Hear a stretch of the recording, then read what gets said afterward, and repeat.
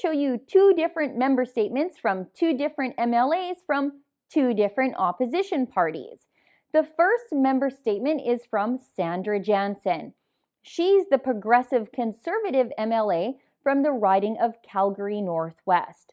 She's going to launch a scathing attack on the right people. Now, the right people is a term Wild Rose leader Brian Jean uses to describe people who want to unite the right in Alberta. In the video, pay attention to the reactions of the PC MLAs near Jansen.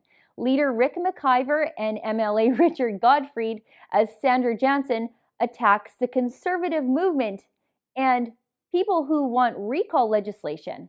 Just watch. I'd like to share a little story right now that I like to call the right people.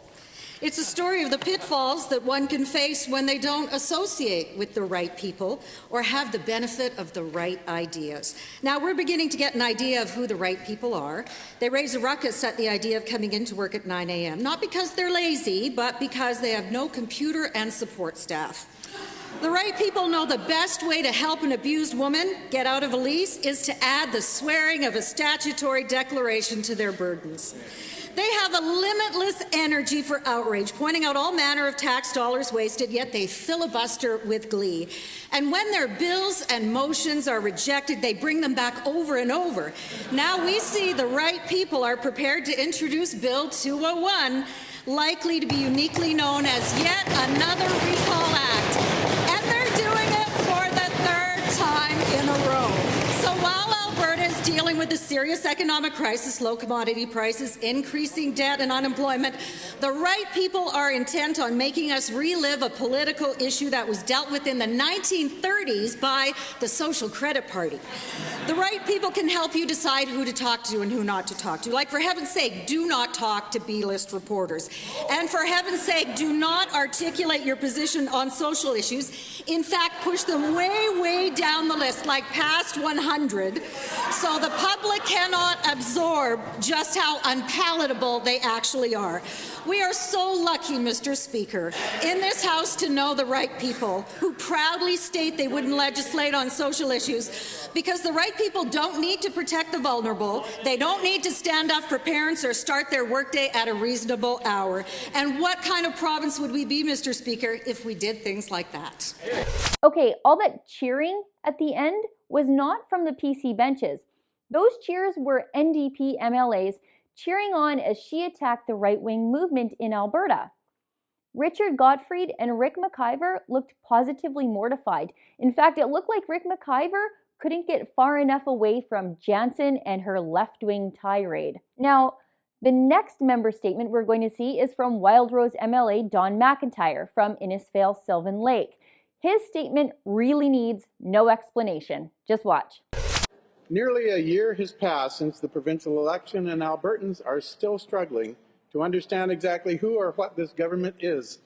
They say they're pro-pipeline, pro-energy, and pro-Alberta, but the member from Calgary East used to call Alberta oil dirty oil. The Environment Minister wrote the foreword to a book called Inaction Today Keeps Global Capitalism Away, and the Premier appointed a Soviet-era communist to serve as her Deputy Chief of Staff. And the member from Edmonton Ellerslie is a huge admirer of some of the worst leftist dictators. This member recently said in the House, "I come from Latin America. We've had many experiments in democratic socialism. I am and always will be a proud democratic socialist." So I ask, what exactly are these Latin American experiments in democratic socialism the member is proud of? Would they include the rule of Hugo Chavez, whose quasi-dictatorship rewrote the Venezuelan constitution to allow him to stay on as president, whose policies drove Venezuela's economy into the ground and turned a once prosperous country into one that continually faces shortage of everything, and especially freedom? Did the Soviet-backed communist Castro regime make that list, I wonder?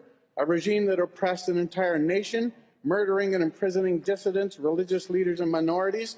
You'll find the image of Che Guevara, Castro's most vicious lieutenant, on leftist T-shirts and even our Premier's watch. We all know the members opposite need a lesson in economics, but apparently they need a lesson in history too. Unfortunately for this province, Wild Rose is here to stand up for prosperity, freedom, and democracy, and we will proudly stand against this government's radical agenda each and every time it bubbles to the surface. Hear, hear. We just watched McIntyre roll the NDP up in a carpet and throw them in a ditch, and he made a promise to fight back against the NDP at every opportunity he gets. So Jansen stood up with the full support of the NDP and launched a scathing attack on the Wild Rose Party, recall legislation that Albertans keep asking for, and really the entire Unite the Right movement in Alberta. It's like Jansen crossed the floor to the NDP without actually having to cross the floor to the NDP.